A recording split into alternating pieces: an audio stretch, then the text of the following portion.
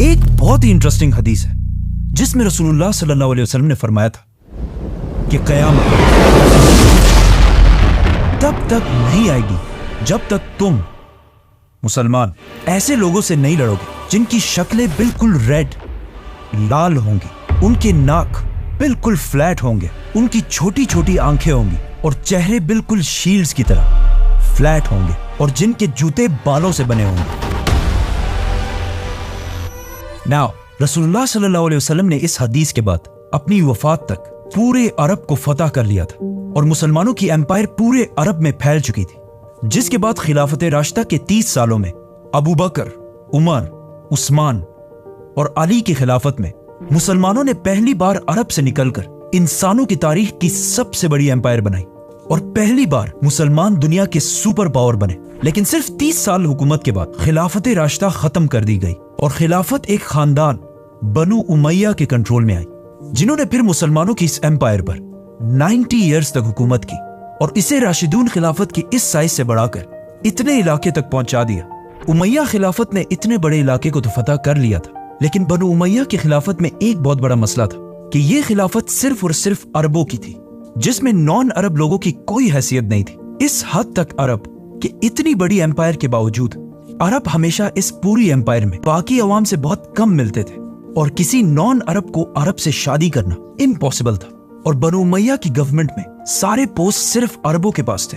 ये उसी तरह था जिस तरह आज यूएई और सऊदी में पाकिस्तानियों और इंडियंस को ट्रीट किया जाता है। इस सब से तंग आकर उमैया खिलाफत के खिलाफ उनके मुल्क के अंदर से ही बगावत हुई और एक और खानदान अब्बासियों ने खिलाफत संभाली, जो रसूलुल्लाह सल्लल्लाहु अलैहि वसल्लम के चचा हजरत अब्बास रज़ियल्लाहु तआला अन्हु की औलाद थे। अब अब्बासियों के टाइम पर ही मुसलमानों की ताकत अपनी पीक तक पहुंची, जिसे वेस्ट में इस्लामिक गोल्डन एज के नाम से जाना जाता है, जब बगदाद अब्बासी खिलाफत का कैपिटल दुनिया की सबसे ताकतवर सिटी थी। अब्बासी खिलाफत ने दुनिया की सुपर पावर होने के साथ साथ एक बहुत ही यूनिक काम किया कि उन्होंने अपने कैपिटल बगदाद के अंदर दुनिया की सबसे बड़ी लाइब्रेरी बनाई, जिसे हाउस ऑफ विजडम कहा जाता था। और इस लाइब्रेरी को दुनिया की बेहतरीन किताबों, स्टोरीज और पोइट्री से भर दिया, जिसकी वजह से दुनिया के सारे इंटेलेक्चुअल लोग, साइंटिस्ट, पोइट्स, आर्टिस्ट्स सब अपने इलाके छोड़कर यहाँ इस सिटी में जमा होने लगे।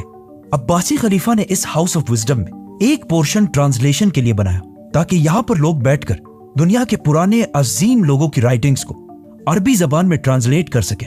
और जब ये ट्रांसलेशन शुरू हुई तो आहिस्ता आहिस्ता अरबी जबान दुनिया की सबसे ताकतवर जबान बनने लगी, जिस तरह आज इंग्लिश जबान है।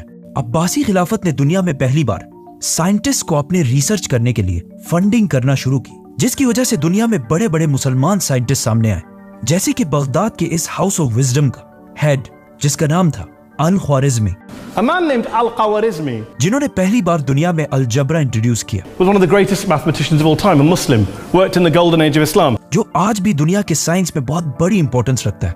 अब्बासी खिलाफत में साइंस के साथ साथ आर्ट्स भी बहुत आगे बढ़ा और इसी दौर में अल्फ लैल व लैल जैसी किताब लिखी, 1001 Nights, जिसमें ऐसी स्टोरीज लिखी गई जिन पर आज तक हॉलीवुड में मूवीज बनाई जाती हैं। For example Aladdin, Ali Baba, They all know about Alibaba. और सिम्बाद वगैरह। इन शॉर्ट मुसलमान दुनिया के सुपर पावर थे और इन्हें चैलेंज करने वाला दुनिया में कोई भी नहीं था। लेकिन जब भी हिस्ट्री में कोई एम्पायर इस लेवल तक पहुंचती है तो उससे आगे सिर्फ एक ही रास्ता होता है, डिक्लाइन। हुआ यूं कि अब्बासियों से पहले उमैया खिलाफत एज वी नो कि सिर्फ अरबों की खिलाफत थी, लेकिन अब्बासी खिलाफत उमैया से बिल्कुल ऑपोजिट थी। मतलब इस खिलाफत के दौर में एम्पायर के हर कोने से लोग गवर्नमेंट में शामिल थे, पर्शियंस, टर्क्स, ग्रीक सब। और एक अब्बासी खलीफा ने तो तुर्कों की एक बहुत पावरफुल फौज भी बनाई, सल्जूक फौज। और ये फौज टाइम गुजरने के साथ साथ इतनी स्ट्रांग हो गई कि इसने अब्बासी खिलाफत को मजबूत करने के बजाय खिलाफत का सारा कंट्रोल अपने हाथ में ले लिया, जिसके बाद खलीफा सिर्फ एक नाम का खलीफा था और मुल्क की सारी ताकत सल्जूक फौज के पास थी। ये ऐसा है जैसे आज किसी मुल्क का प्राइम मिनिस्टर सिर्फ नाम का प्राइम मिनिस्टर हो और मुल्क की सारी ताकत किसी और के पास हो। सॉरी।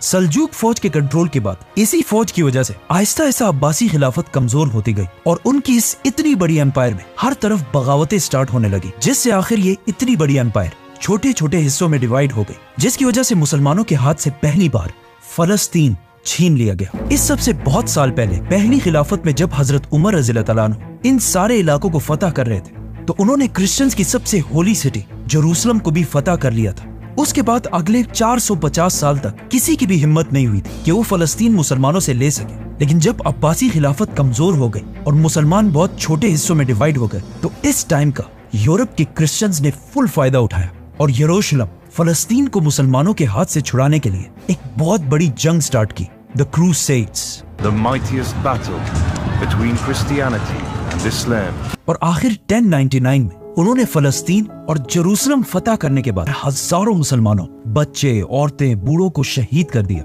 और उनके घरों को आग लगा दी। एक किताब में तो ये तक लिखा है कि क्रूसेडर्स ने मुसलमान माओं से उनके बच्चे छीनकर बड़ी बड़ी बिल्डिंग से नीचे फेंक दिए। मुसलमानों ने इन क्रूसेडर्स से भागकर घरों और मस्जिदों में छुपने की कोशिश की, लेकिन क्रूसेडर्स ने बजाय इसके कि उनको निकाला जाए, क्रूसेडर्स ने उन घरों को बाहर से आग लगा दी, जिससे हजारों मुसलमान जलकर राख हो गए। अगर आप सोचेंगे कि इतना जालिम कोई कैसे हो सकता है, तो आज भी फलस्तीन में यही सब कुछ एग्जैक्टली इसी तरह हो रहा है। क्रिश्चियंस के जुल्म से कुछ ही मुसलमान वहां से बचकर निकले और ये मुसलमान मस्जिद अक्सा से उस पुराने कुरान मजीद को भी अपने साथ लेकर गए जो हजरत उस्मान के दौर में लिखा गया था। इस सब जुल्म के बावजूद दुनिया में मुसलमानों का ऐसा कोई लीडर भी नहीं था जो फलस्तीन को दोबारा फतह कर सके। लेकिन फलस्तीन खोने के सिर्फ 40 साल बाद इराक में एक आम से सोल्जर नजमुद्दीन अयूब के घर में एक बच्चा पैदा हुआ। यूसुफ सलाहुद्दीन अयूबी के नाम से याद किया जाता है।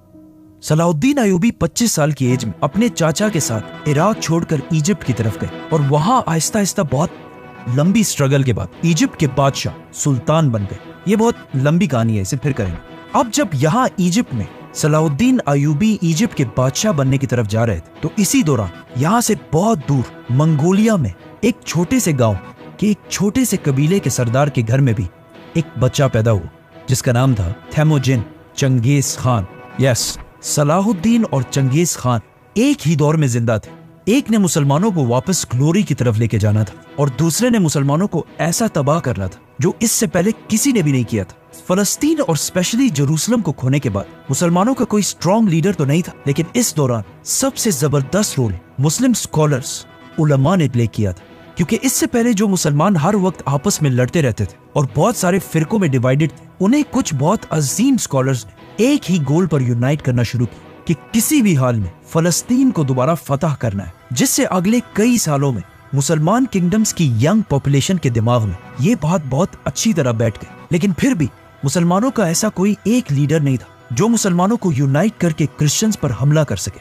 आखिर सलाहुद्दीन अयूबी ने इजिप्ट का सुल्तान बनने के बाद पहले तो क्रिश्चियंस के एक ग्रुप से डील कर ली कि अगले 10 साल तक बिल्कुल अमन होगा और हम एक दूसरे पर हमला नहीं करेंगे, ऑलमोस्ट सुलह हुदैबिया की तरह। इन 10 सालों को यूज करके सलाहुद्दीन अयूबी ने पहले मुसलमानों को यूनाइट करना शुरू किया और फिर आखिर इस सारे इलाके को फतह करने के बाद अब सलाहुद्दीन अयूबी दुनिया के सबसे ताकतवर मुसलमान बादशाह बन चुके थे और दुनिया के सारे मुसलमान फलस्तीन को फतह करने के लिए सलाहुद्दीन अयूबी की तरफ देखने लगे। आखिर सलाहुद्दीन अयूबी ने अपनी फौज लेकर क्रूसेडर्स पर हमला कर दिया और साल 1192 में जेरूसलम को मुकम्मल तौर पर फतह करके सिक्योर कर लिया। 1192 मुसलमानों की तारीख का बहुत इंपॉर्टेंट साल था, क्योंकि इस साल एक तरफ सलाहुद्दीन अयूबी ने इतनी बड़ी फतह हासिल की और दूसरी तरफ शहाबुद्दीन गौरी ने इंडिया पर हमला करके इसे फतह कर लिया और दिल्ली सल्तनत की बुनियाद भी रखी। अब ऑलमोस्ट 100 साल बाद मुसलमान आखिरकार दोबारा थोड़ा स्टेबल होने लगे और मुसलमानों की खोई हुई इज्जत भी उन्हें वापस मिलने लगी। लेकिन अब जब मुसलमानों को थोड़ी कामयाबी मिल चुकी थी, तो इस सब से 600 साल पहले रसूलुल्लाह सल्लल्लाहु अलैहि वसल्लम की कही हुई हदीस के पूरे होने का टाइम आ चुका था। तो इस सब से बहुत दूर चंगेज खान ने मंगोलिया को यूनाइट कर लिया था और बहुत तेजी से हर तरफ अपनी ताकत बढ़ा रहा था। चंगेज खान का असली नाम तैमोजिन था और उसका बाप मंगोलिया के एक छोटे से कबीले का सरदार था। लेकिन तैमोजिन के बचपन में एक दूसरे कबीले ने उसके बाप को सीक्रेटली जहर देकर मार दिया था, जिसके बाद तैमोजिन और उसका पूरा खानदान बहुत सख्त जिंदगी गुजारता रहा। और कहा जाता है कि एक वक्त में तैमोजिन चाइना में किसी और का गुलाम बनकर भी रहा, लेकिन फिर तैमोजिन ने आखिर वापस मंगोलिया आकर अपने कबीले को यूनाइट किया और आहिस्ता आहिस्ता उसकी ये मंगोल एम्पायर बढ़ने लगी और इतनी बड़ी हो गई कि मंगोलियंस ने तैमोजिन को एक बहुत बड़ा टाइटल दिया, चंगेज खान, जिसका मतलब है सबसे बड़ा बादशाह। खान, ये नाम खान इससे पहले टर्किश जबान में भी यूज किया जाता था, लेकिन चंगेज खान की वजह से ये नाम